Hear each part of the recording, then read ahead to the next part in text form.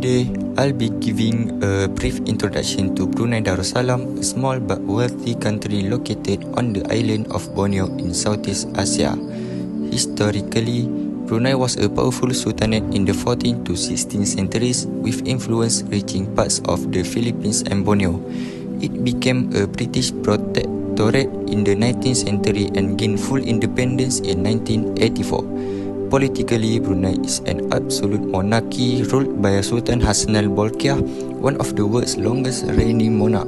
He holds full executive authority and also serves as the Prime Minister, Defense Minister and Finance Minister. Economically, Brunei is highly developed and depends heavily on its oil and gas industry, which provides the majority of its wealth. This allows the country to offer free healthcare, education and no income tax to its citizens. Socially and culturally, Brunei is a Malay-Muslim monarchy with Islam as the official religion. Traditional values are deeply respected and the country enforces Sharia law alongside civil law. Despite its small size, Brunei plays a unique role in the region due to its stability, wealth and cultural heritage. Next, I will talk about religious issue in Brunei. In 2014, Brunei introduced hudud laws as part of its Sharia penal code based on Islamic principles. But even within the Muslim community, this move has sparked religious debates and concerns. Hudud refers to fixed punishments in Islam for serious crime like theft, adultery and apostasy. Supporters say implementing hudud is an obligation under Islamic law and reflects Brunei identity as a Muslim nation. But not all Muslims agree on how hudud should be applied. Scholars argue that context, justice and mercy are essential parts of Islamic teachings, and that hudud punishment require very strict evidence and high legal standards, which are rarely met. Brunei is home to religious minorities like Christians and Buddhists, while hudud mainly targets Muslims. Many worry about religious freedom and how the lines between civil and religious law are being blurred.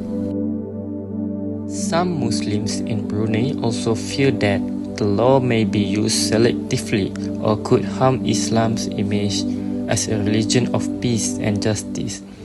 There are concerns that this strict interpretation doesn't reflect the diverse views within the Ummah. The implementation of hudud in Brunei has opened up a deep religious conversation. How can Islamic law be applied fairly, wisely, and in harmony with modern society?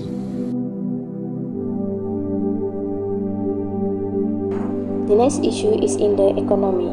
Brunei is a small country in Southeast Asia known for its rich oil and gas resources. For many years, oil and gas have helped Brunei grow. They bring in the most of the country's money, pay for things like free education and healthcare, and give many people jobs. But now, Brunei is facing a serious problem. Oil production is going down and many countries are moving to cleaner and renewable energy.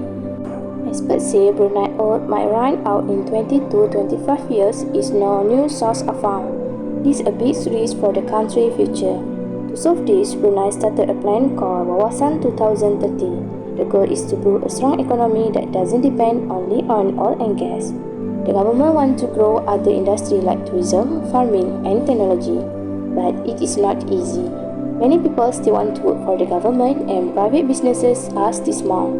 At the same time, the world is changing. More countries are cutting back on oil used to protect the environment. So now, Brunei must act fast. The future of the country depends on how well it can adapt and find new ways to grow before the oil runs out.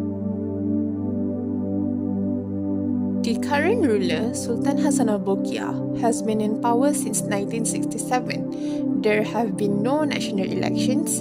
He is both the head of state and head of government. This means nearly all decisions about how the country is run come directly from him. One of the key features of an absolute monarchy is the lack of political participation by ordinary citizens, and this is very true in Brunei. Today, Brunei has a legislative council, but its members are appointed by the Sultan, not elected by the people. This council acts more as an advisor than a true law-making body.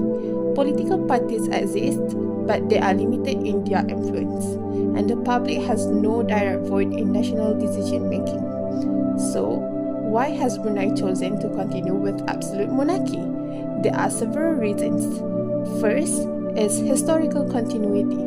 The royal family has ruled Brunei over 600 years. Many Bruneians see the monarchy as a symbol of national identity and stability. Next is religious and cultural values. Brunei is a deeply Islamic country, and the Sultan is viewed not just as a political leader, but also as a defender of the faith. While outsiders may question the lack of democracy, many Bruneians support the current system because it provides stability, prosperity, and a clear national direction.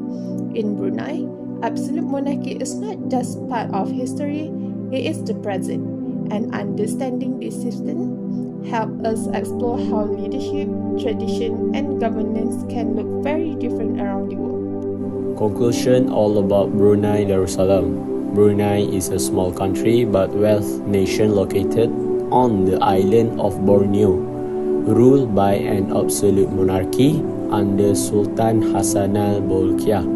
Its economy is largely based on rich oil and natural gas reservoirs, which supports a high standards of living with free healthcare, education, and no personal income tax. The country is deeply Islamic and culturally conservative with strong Malay traditions and law based on Islamic principles.